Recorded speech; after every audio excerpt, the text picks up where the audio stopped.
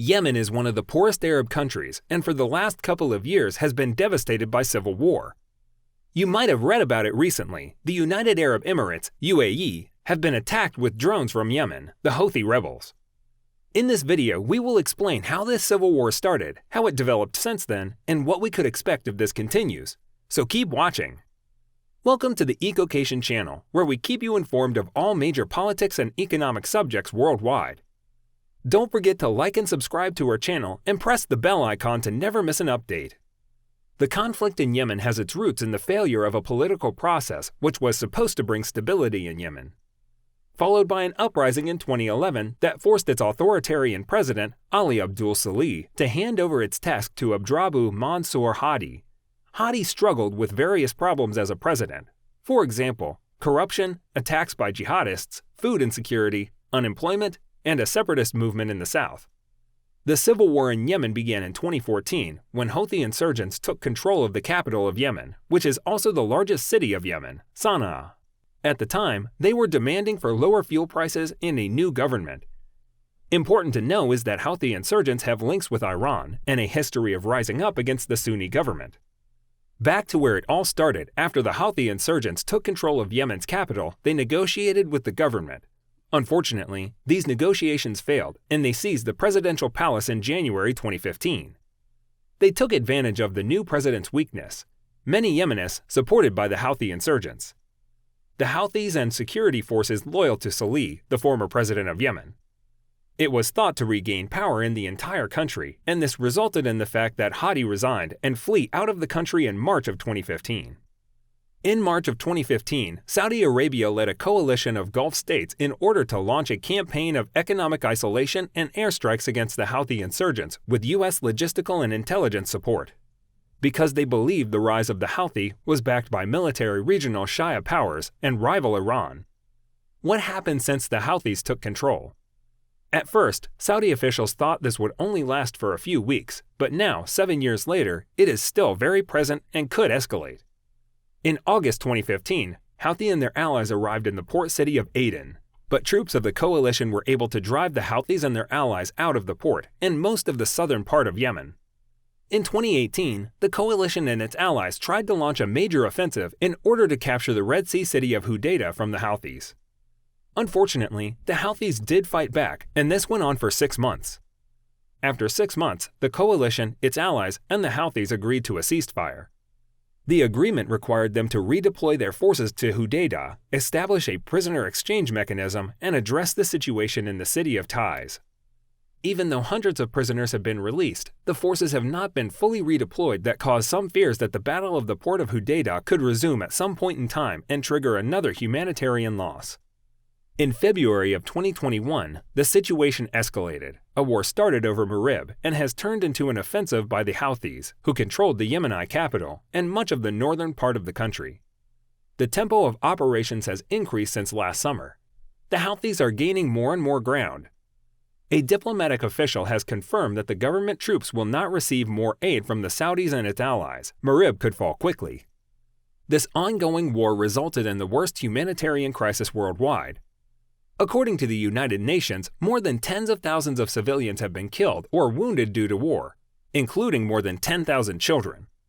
Besides, more than 71% of the population are in need of some form of humanitarian assistance or protection for their survival.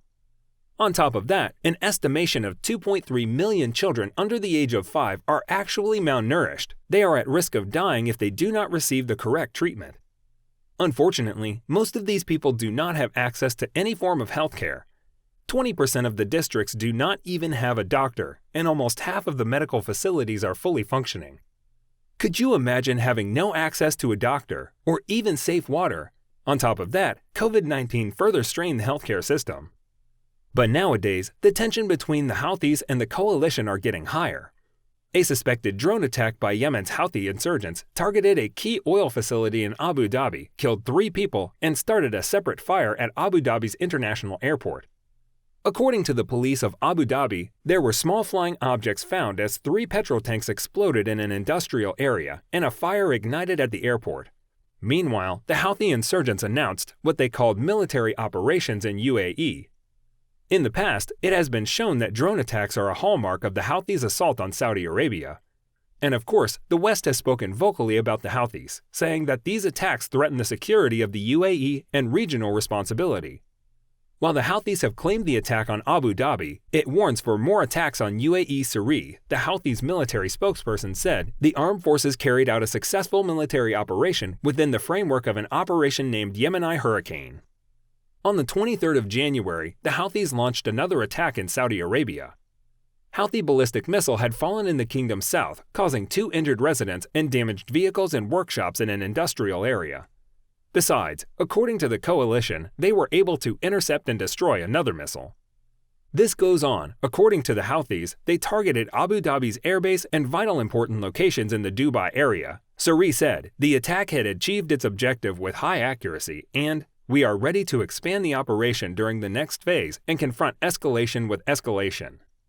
This does not sound very promising. But the coalition had previously announced that they were pursuing hostile activities against the Houthis insurgents using drones while taking measure in accordance with international humanitarian law to protect civilians.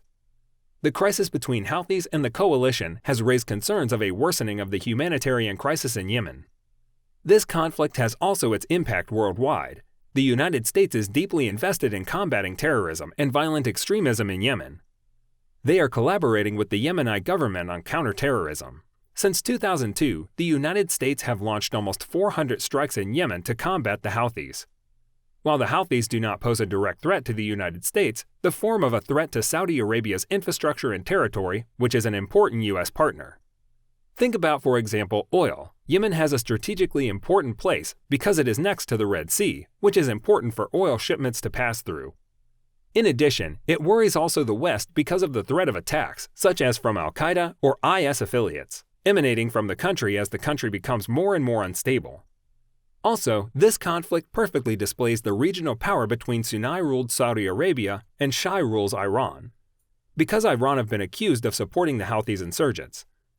But there might be some help on the side of Saudi Arabia. Israel is willing to stand by, and it is ready to offer security and intelligence support. It seems this war will continue for the near future, and as you ask us, it has no winners at all for at least the last 7 years. The people of Yemen are dying, do not have access to clear water or health care. Unfortunately, it has become a really poor country. What are your thoughts about this conflict? Should the coalition surrender? Or should the Houthi insurgents surrender? Should the West be more proactively involved in this humanitarian crisis? And if so, how?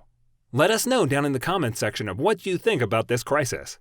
For more interested topics of worldwide politics and economic subjects, like, subscribe, and put your notifications on in order to always be updated on what's going on in the world.